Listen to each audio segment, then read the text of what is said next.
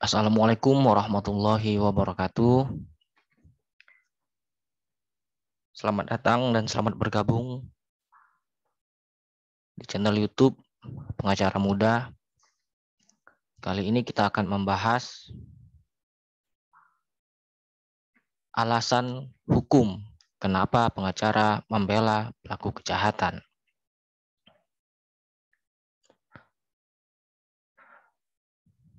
Stigma yang seringkali muncul di masyarakat ketika ada seseorang yang melakukan tindak pidana, kemudian pelaku itu ditangkap, ditahan oleh yang berwenang, masyarakat langsung memvonis bahwa seseorang itu bersalah. Kalimat yang paling sering kali muncul yaitu udah salah kok masih dibela. Ada tidak pidana pencurian, tindak pidana pembunuhan, dan lain sebagainya. Pencuri itu kok masih dibela gitu. Pembunuh itu kenapa masih dibela padahal dia seorang pembunuh, dan banyak perkara lainnya. Nah, pertanyaannya adalah apakah orang yang ditangkap itu, yang ditahan, kemudian diadili itu sudah pasti bersalah? Nah, hal yang terpenting yang wajib kita ketahui bahwa hukum pidana Indonesia menganut asas praduga tak bersalah atau presumption of innocent. Yang mana hal itu tertuang di dalam Undang-Undang Nomor 39 Tahun 1999 tentang hak asasi manusia, pasal 18 ayat 1 yang berbunyi bahwa setiap orang yang ditangkap, ditahan, dituntut karena disangka melakukan tindak pidana berhak dianggap tidak bersalah sampai dibuktikan kesalahannya secara sah dalam suatu sidang pengadilan dan diberikan segala jaminan hukum yang diperlukan untuk pembelaannya sesuai dengan peraturan perundang-undangan. Bahwa selain itu, asas praduga tak bersalah juga termaktub dalam Undang-Undang Nomor 48 Tahun 2009 tentang kekuasaan kehakiman, pasal 8 ayat 1 yang berbunyi bahwa setiap orang yang disangka, ditangkap, ditahan, dituntut, atau dihadapkan di depan pengadilan wajib dianggap tidak bersalah sebelum ada putusan pengadilan yang menyatakan kesalahannya dan telah memperoleh kekuatan hukum tetap, atau dalam bahasa Belanda biasa disebut dengan istilah inkrah van gevis. Landasan hukum pengacara dalam membela pelaku kejahatan adalah karena perintah undang-undang, baik undang-undang hak asasi manusia, undang-undang hukum acara pidana, maupun undang-undang kekuasaan kehakiman, serta ketentuan peraturan perundang-undangan lainnya. Nah, perintah undang-undang tersebut ada sesuatu hal yang bersifat wajib untuk dilaksanakan, artinya mutlak. Dan apabila hal itu tidak dilaksanakan akan membawa konsekuensi hukum yang lain. Selain hal yang wajib, terdapat juga hak dari tersangka atau terdakwa untuk menerima bantuan hukum atau menerima pembelaan dari pengacara atau advokat. Apabila tersangka atau terdakwa itu tidak menggunakan haknya, itu berpulang kepada tersangka atau terdakwa tersebut. Tetapi kewajiban dari penegak hukum adalah menyampaikan hak dari tersangka atau terdakwa. Dari rangkaian kesemua itu, perintah undang-undang tersebut tujuannya adalah untuk demi tegaknya hukum dan keadilan. Nah, kita akan membahas dua unsur yang tadi telah disampaikan, yang mana yang wajib dan yang mana menjadi hak dari tersangka atau terdakwa. Nah, kewajiban penasihat hukum untuk mendampingi itu termaktub di dalam Undang-Undang Nomor 8 Tahun 1981 tentang hukum acara pidana pasal 56 ayat 1. Di sini dapat kita lihat bahwa ketika ada seseorang kemudian telah ditetapkan menjadi tersangka atau terdakwa, kemudian disangka atau didakwa melakukan tindak pidana. Yang pertama, diancam dengan pidana mati atau ancaman pidana 15 tahun atau lebih. Yang kedua, bagi mereka yang tidak mampu yang diancam dengan pidana 5 tahun atau lebih, yang tidak mempunyai penasihat hukum sendiri. Maka dalam hal ini, dalam dua unsur yang tadi, penegak hukum atau pejabat wajib menunjuk penasihat hukum bagi mereka. Oke, ini adalah perintah undang-undang yang sifatnya wajib untuk dilaksanakan. Selain itu, ada juga kewajiban yang harus dilakukan oleh penegak hukum. Tertuang dalam pasal 114 Undang-Undang Hukum Acara Pidana yang berbunyi, dalam hal seseorang disangka melakukan tindak pidana, sebelum dimulainya pemeriksaan oleh penyidik, penyidik wajib memberitahukan kepadanya tentang haknya untuk mendapatkan bantuan hukum atau bahwa ia dalam perkaranya wajib didampingi oleh penasihat hukum. Selanjutnya, tadi kita sudah bahas tentang hal-hal yang wajib untuk dilaksanakan, dan kemudian kita akan lanjutkan hak-hak tersangka atau terdakwa untuk memperoleh bantuan hukum atau pembelaan dari pengacara atau advokat.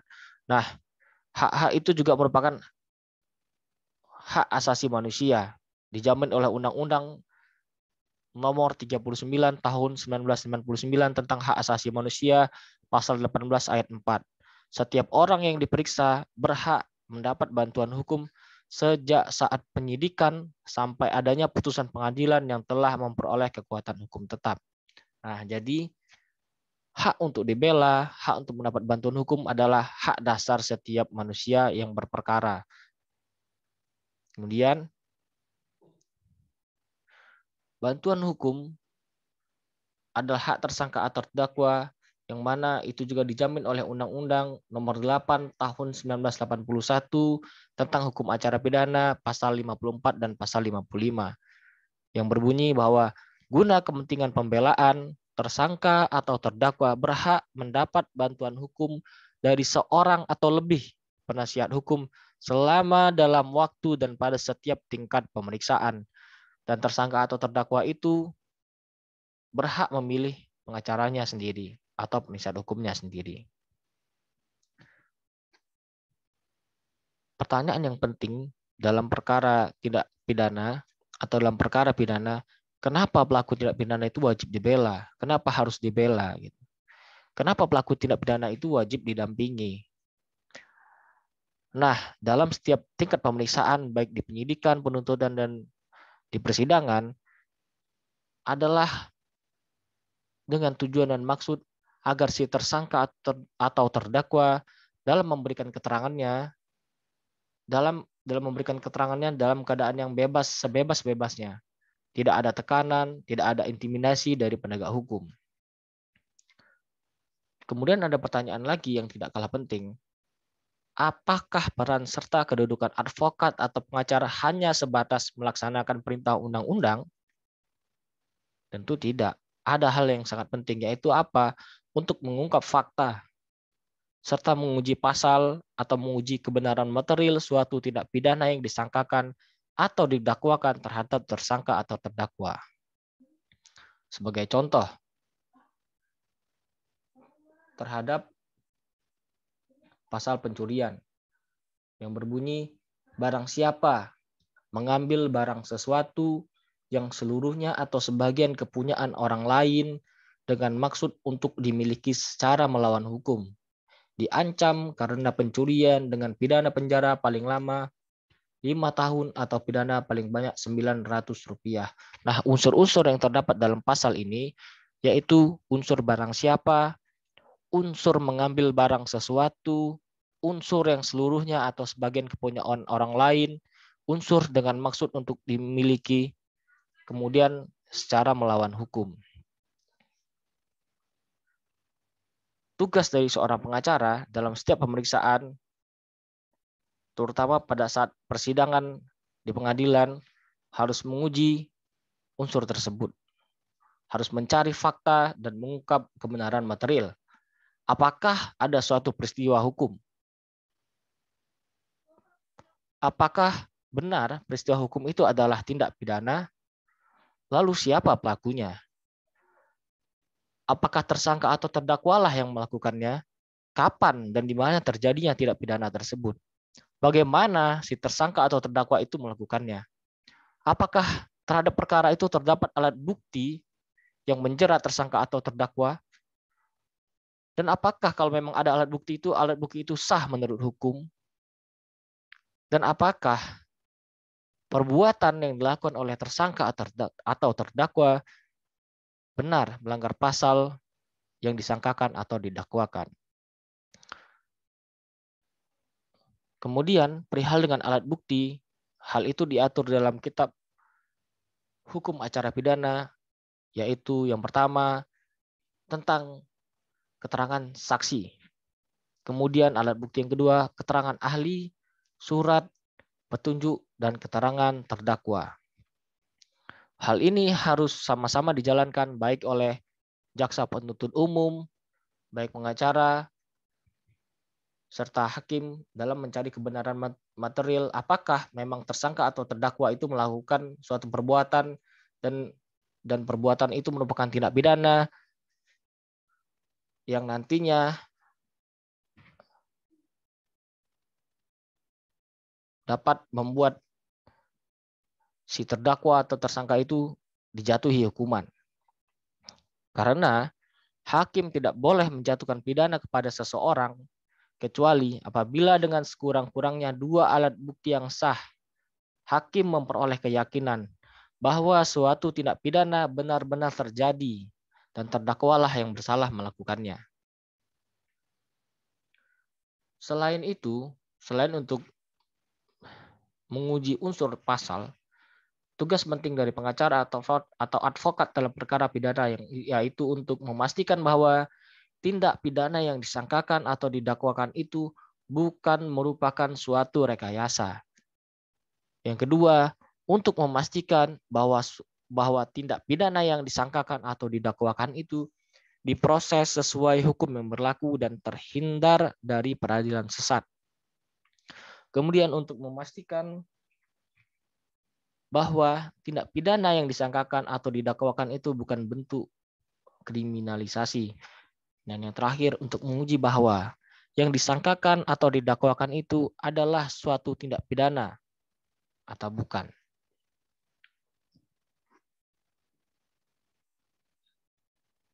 Berikut ada contoh dari perkara pidana yang direkayasa yang mana hal tersebut dialami oleh Khairul Saleh Nasution.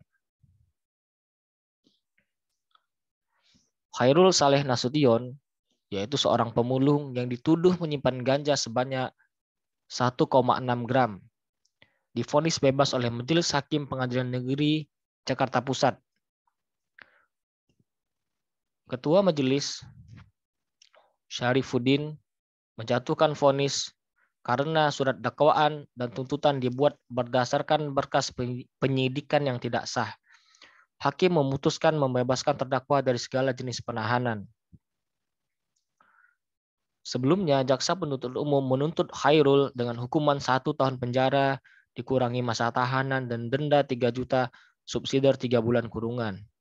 Syarifuddin mengatakan, vonis tersebut dijatuhkan berdasarkan pada fakta hukum yang terkuak selama persidangan.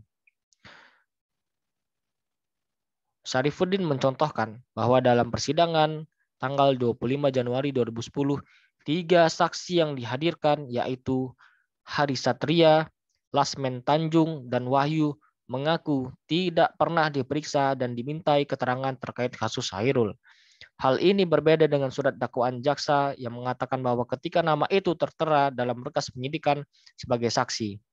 Surat dakwaan dan surat tuntutan dalam perkara ini disusun atas dasar pemeriksaan yang tidak sah dan karena itu tidak dapat diterima.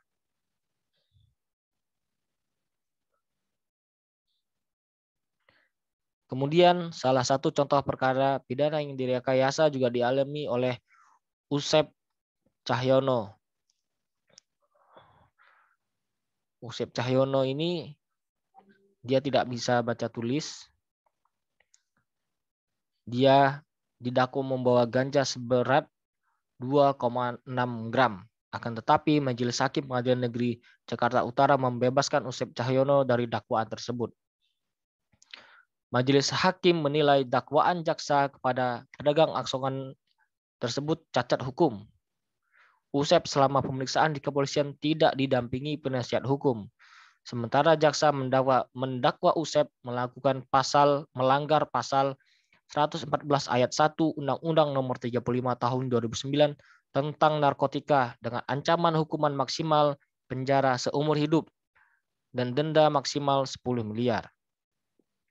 Pemeriksaan Usep tanpa penasihat hukum bertentangan dengan pasal 56 ayat 1 Kitab Undang-Undang Hukum Acara Pidana. Majelis hakim berpendapat terdakwa yang terancam hukuman 15 tahun penjara atau lebih berdasarkan ketentuan itu harus atau wajib didampingi penasihat hukum. Hakim berpendapat bahwa ketentuan itu adalah mutlak dan wajib untuk dilaksanakan. Dan oleh karena itu, majelis hakim berpedoman demi keadilan maka harus tunduk pada ketentuan tersebut.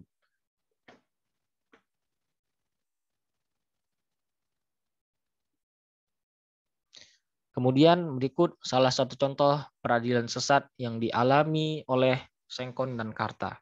Nah, baik itu mahasiswa hukum, masyarakat umum, maupun praktisi hukum harus mengetahui perkara yang dialami oleh Sengkon dan Karta karena ini cukup mencoreng dunia hukum yang terjadi di Indonesia. Nah, kasus Sengkon dan Karta yang keduanya ini telah divonis bersalah. Mereka dipaksa mengakui suatu perbuatan yang mereka tidak lakukan, yaitu melakukan pembunuhan kepada Sulaiman dan istrinya Siti Haya.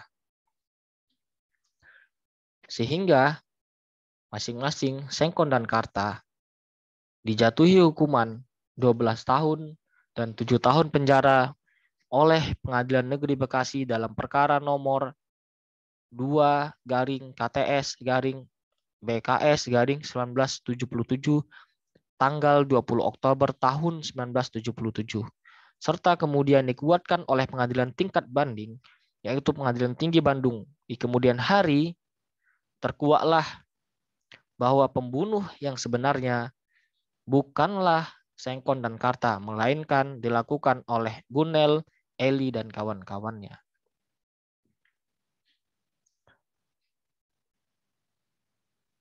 Kemudian ada juga suatu perkara pidana yang mana perbuatan yang disangkakan atau didakwakan bukan merupakan tindak pidana. Hal ini dialami oleh Tajudin bin Tatang Rusmana.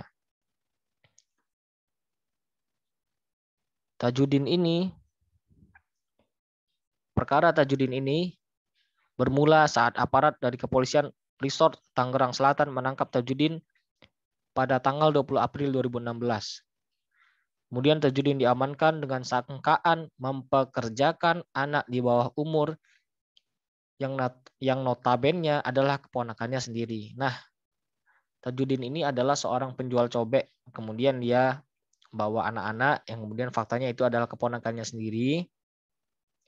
Dan keponakannya ini punya niatan untuk membantu orang tuanya. Jadi bukan dieksploitasi oleh si Tajudin.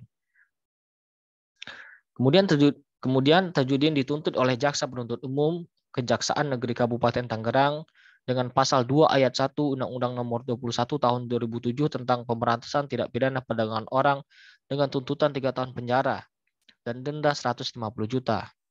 Kemudian pada 12 Januari 2017, Majelis Hakim Pengadilan Negeri Tangerang yang dipimpin oleh Syamsuddin melepaskan Tajudin dari segala tuntutan hukum. Majelis Hakim berpendapat bahwa perbuatan Tajudin bukanlah kejahatan karena 2 anak yang dipekerjakan itu bertujuan membantu orang tuanya. Apalagi realitas di kampung pojok pada larang membantu ekonomi orang tua adalah hal yang biasa dilakukan anak-anak. Hakim juga berpendapat masih banyaknya anak-anak yang putus sekolah di kampung pojok seharusnya mendapat perhatian dari pemerintah sebagaimana hal itu diamanatkan oleh Undang-Undang Dasar 1945. Dan kalaupun terbukti bahwa tindak pidana benar-benar terjadi dan terdakwalah yang bersalah yang melakukannya, peran advokat atau pengacara adalah untuk membuktikan di persidangan mengenai sejauh mana perbuatan terdakwa tersebut, dampaknya seperti apa, dan bagaimana.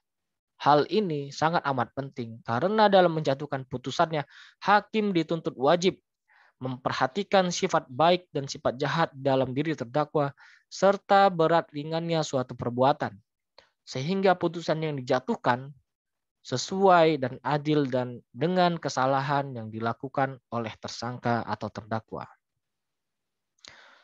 Hal ini juga dialami oleh pengacara muda sendiri, yang mana ketika itu menangani perkara pidana dengan nomor register 708-PIT-B-LH-2021-PN Batam. Tuntutan pidana penjara masing-masing selama 1 tahun 3 bulan dengan pidana denda masing-masing sebesar 100 juta rupiah dengan subsidiar selama 6 bulan kurungan. Sementara putusan dijatuhkannya itu selama 1 tahun dengan pidana denda masing-masing sebesar 100 juta dan apabila denda itu tidak dibayar diganti dengan pidana kurungan selama 3 bulan. Jadi ada perbedaan, jaksa penuntut umum menuntut penjara 1 tahun 3 bulan, divonis oleh majelis 1 tahun, dan pidana denda 100 juta subsidi 6 bulan, divonis oleh hakim 3 bulan untuk subsidi kurungannya. Baik, ini adalah berita acara pemeriksaan si tersangka. Pada saat itu kami selaku pengacaranya belum mendapat kuasa untuk mendampingi saat pemeriksaan di kepolisian, dan kami baru dapat berkomunikasi dan menerima kuasa pada saat perkara itu telah dilimpahkan di persidangan. Nah, pada saat itu kami langsung mencari informasi dan memperoleh keterangan langsung dari terdakwa, dan pada saat itu tersangka mengatakan bahwa dia baru bekerja itu selama 2 hari. Tetapi dia sampaikan kepada kami bahwa pada saat diperiksa disampaikan waktu itu 1 bulan gitu. Kami sampaikan bahwa kenapa bisa berbeda apa yang disampaikan saat pemeriksaan, kenapa 1 bulan, tapi faktanya baru 2 hari bekerja. Nah, ini juga menjadi perhatian untuk kita semua bahwa memang harus didampingi supaya tersangka itu bebas memberikan keterangan tanpa kebingungan, tanpa rasa ketakutan dan lain sebagainya. Nah, akhirnya pada saat persidangan saksi itu mengakui bahwa memang berdasarkan keterangan yang disampaikan terdakwa di persidangan bahwa memang faktanya terdakwa ini memang baru bekerja 2 hari gitu. Jadi berat ringannya suatu perbuatan itu penting untuk digali kalau memang ada suatu tindak pidana yang terjadi dan terdakwa lah yang melakukannya. Ada sisi lain demi kemanusiaan dan demi keadilan.